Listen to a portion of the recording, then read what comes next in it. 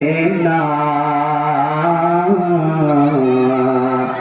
আজরাইল আসিলে পরে কফিয়ত চলবে না, ঠিক কিনা? আজরাইল আসার পরে কোনো কফিয়ত চলবে। আজরাইল আসার পরে আমি যদি বলি আমি এমপি, আজরাইল আমারে চিনবে না। আজরাইল আসার পরে যুবক, আজরাইল আসার পরে যদি বলি আমি মন্ত্রী, আজরাইল আমারে চিনবে না। আজরাইল আসার পরে যদি আমি বলি আমি প্রধানমন্ত্রী, ওই আজরাইল বলবে আমি তোমাকে চিনি না। আজরাইল আসার পরে যদি বলি আমি এই এলাকার প্রেসিডেন্ট, ওই আজরাইল আপনারে আমারে চিনবে না রে যুবক।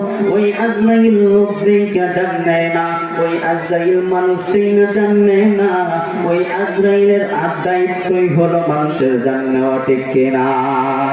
সে যে নামে আজরাইল সঠিক সময় সঠিক জায়গায় হইবে দাখিল।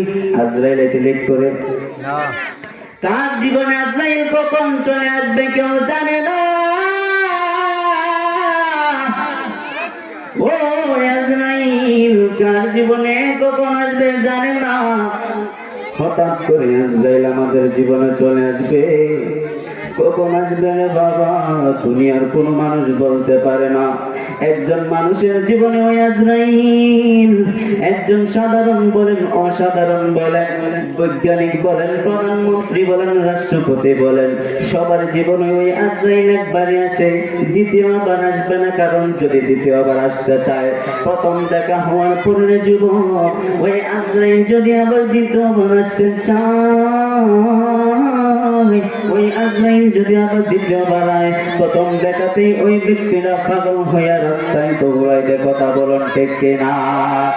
ওরে যুবক, ও নবীর পাগল, আজরাইল কখন কার জীবনে আসবে বলা যায় না রে বাবা।